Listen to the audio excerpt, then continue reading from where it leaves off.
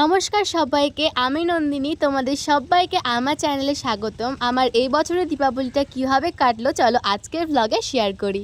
ব্লগটা আমি স্টার্ট করেছি দীপাবলির আগের দিন থেকে, মানে 30শে অক্টোবর। সন্ধ্যাবেলায় ছিল আমার ইংলিশ টিউশন, সেটাই পড়তে গেছিলাম।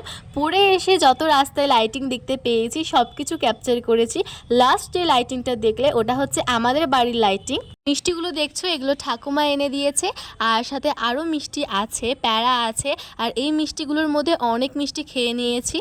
রাতের বেলায় ফিজিক্সের গ্র্যাভিটেশন চ্যাপ্টারটা নিয়ে বসেছিলাম, দ্যাটস ইট। নেক্সট ডে মানে দীপাবলির দিন থেকে আবার ভ্লগটাকে কন্টিনিউ করছি। সকালবেলায় ছিল আমার কেমিস্ট্রি টিউশন, সেখান থেকে ঘর আসি 1টার সময়। 1টা থেকে ওই 2টোর মধ্যে যে লং ভিডিওটা আপলোড করেছি সেটা করলাম।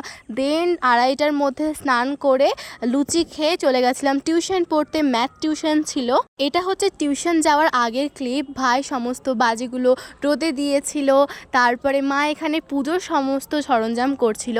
কালী পুজোর দিন আমাদের ঘরে লক্ষ্মী গণেশের পুজো হয়, ঘরে তো না, আমাদের দোকানে। আমাদের দোকানটা যেহেতু ঘরের নিচে, তো ওই ঘরের পুজো বলাই চলে। এই টাইমে মা ফল কাটছিল, পুজোর সমস্ত জোগাড়যন্ত্র করছিল, আর আমার একদম টিউশন যেতে ইচ্ছে করছিল না, কিন্তু কি আর করা যাবে, টিউশন তো যেতেই হবে। নিচে এসে দেখলাম বাপি পুজোর জায়গাটা পরিষ্কার করছে। টিউশনটা ছিল দুপুর 3টে থেকে, আর আমি রাস্তায় একটাও টোটো পাচ্ছিলাম না।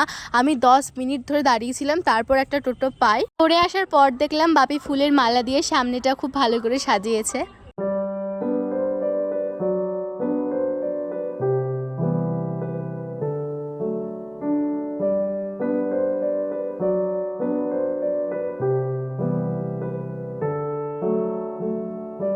কিছুক্ষণ রেস্ট নিয়ে আমি চলে এসেছিলাম রেডি হতে। আজকে পরেছি এই শাড়িটা আমি ঠিক করেছিলাম অষ্টমী দিন পরবো, যেহেতু সেদিন পরা হয়নি তাই ভালো আজকেই পরি।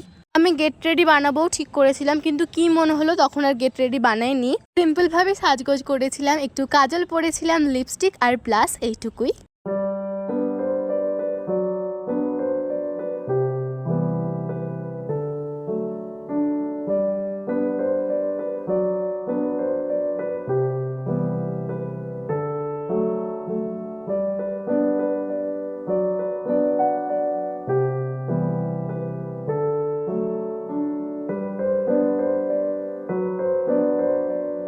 সেই দিন এত গরম ছিল, চুলে কি হেয়ার স্টাইল করবো না ভেবে একটা জাস্ট খোপা করে নিয়েছিলাম। এরপর মা প্রদীপগুলো সাজিয়ে রেখেছিল, আমি ভালোভাবে জ্বালিয়ে গোটা ঘরে সাজিয়ে দিলাম।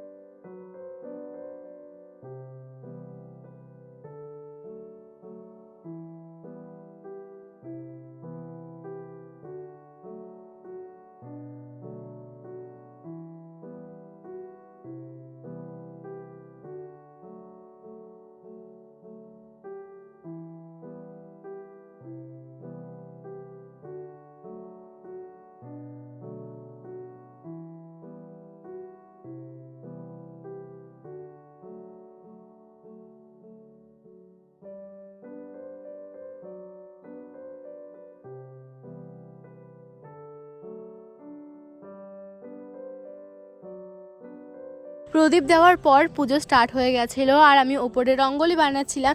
তারপর মা বললো আয় পুষ্পাঞ্জলিটা দিয়ে যা, তাই আমি নিচে গেলাম, পুষ্পাঞ্জলিটা দিলাম।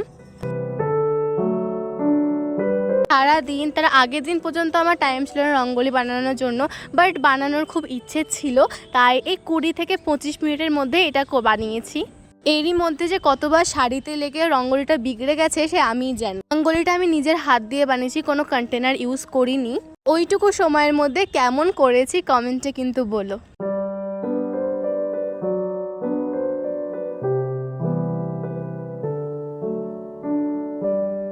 নিচে পুজো হয়ে গেছিলো, মা প্রসাদ দিল। প্রসাদ খাওয়ার পর আমি গেছিলাম নিচে ভাইদের সাথে বাজি ফাটাতে। আমি ফাটাইনি, দুটোতে মিলে ফাটাচ্ছিল, আমি বসে বসে দেখছিলাম।